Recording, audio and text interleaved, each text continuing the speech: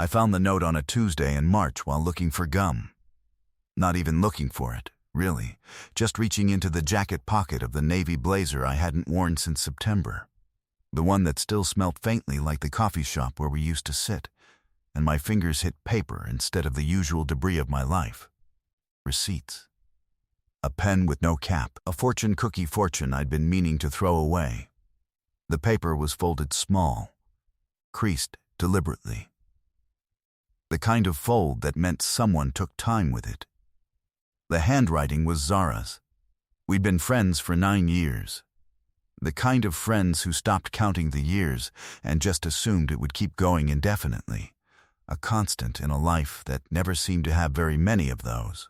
Then, September happened. I transferred jobs. New company, new building, new lunch schedule that didn't align with hers anymore. We promised we'd meet up. We meant it. And then, life did what life does.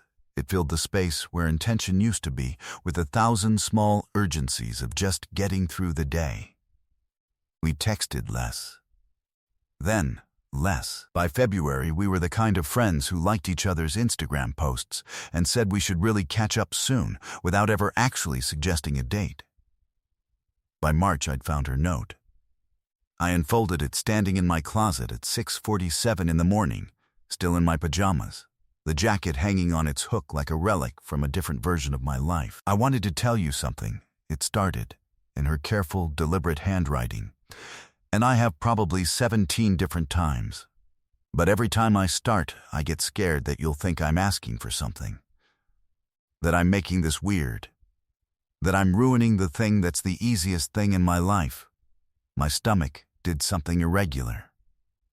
So I'm writing it instead, because writing it means you get to read it on your own time. You get to think about it alone first.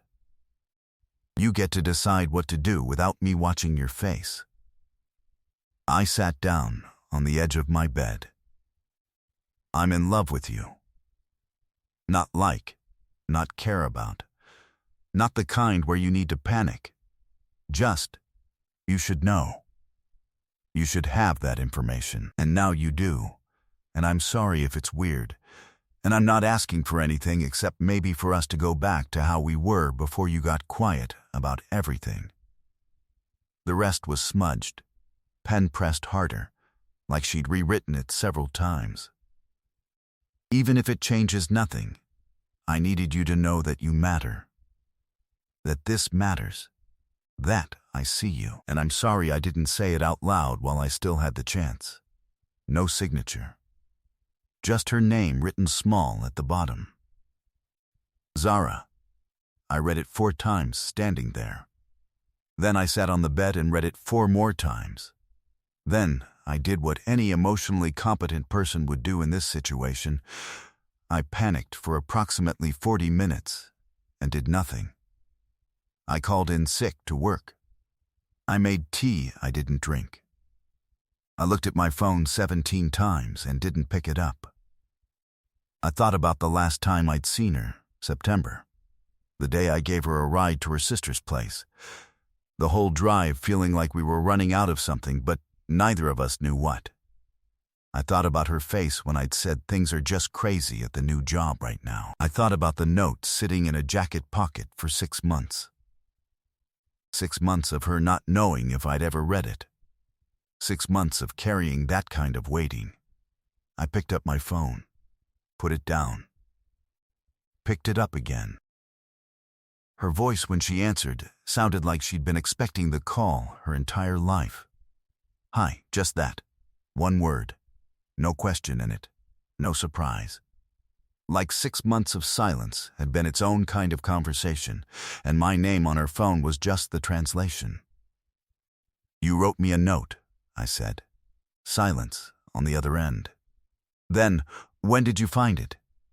This morning, and you're calling me 6 months later. Yeah, are you angry? I wasn't angry. I was sitting on my bed in my pajamas at 7:15 in the morning with my heart doing something athletic and complicated, and I wasn't angry, and I didn't quite know what I was. No, I said. I'm calling because I read it and I needed to hear your voice. Another silence, this one different. Okay, she said quietly. I'm here. I didn't know, I said, that you felt that way. I know. I should have known. No, that's not how this works. That's not how I wanted it to work. I didn't want you to have to guess.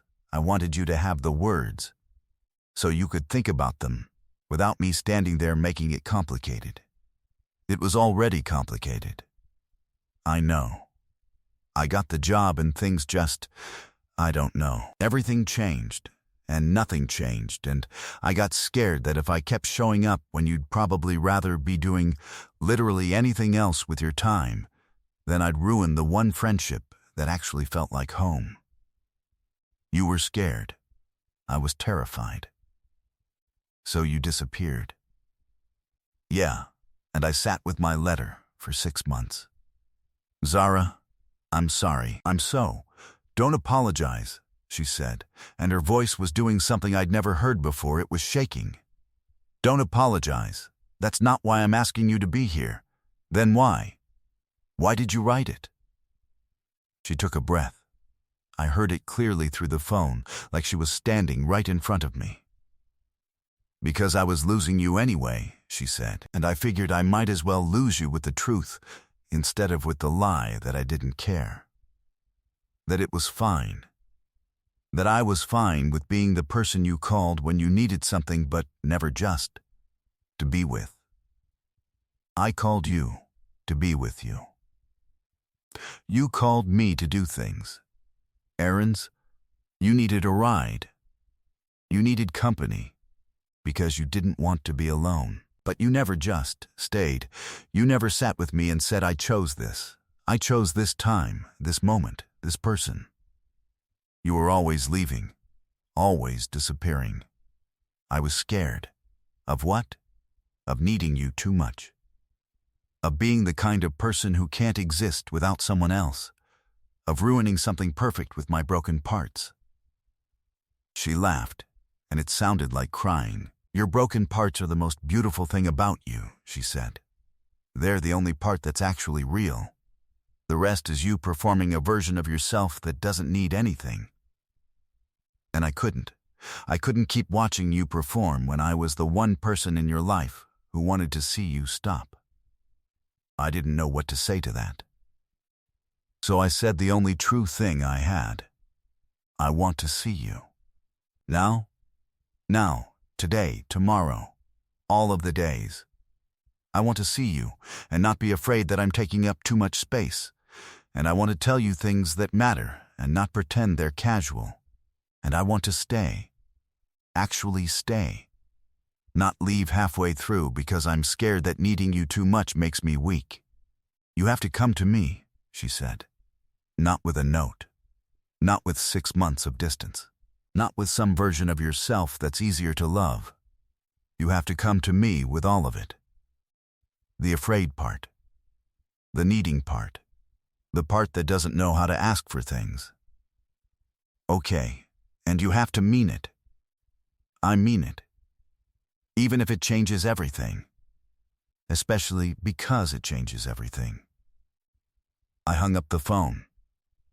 I got dressed. I found the note. Still sitting on my bed, wrinkled now, fingerprints smudged, and I put it in my pocket, not as a reminder, but as a promise. That I'd found it. That I'd read it. That I was finally, actually getting the message she'd been trying to send me since September. That sometimes the people who love you the most are the ones you're most afraid to let close, and sometimes they wait 6 months for you to figure it out. And sometimes you get to be the person who finally stays. I drove to her place. I knocked on the door. She opened it, and her eyes were red, and I was terrified, and I stepped inside anyway.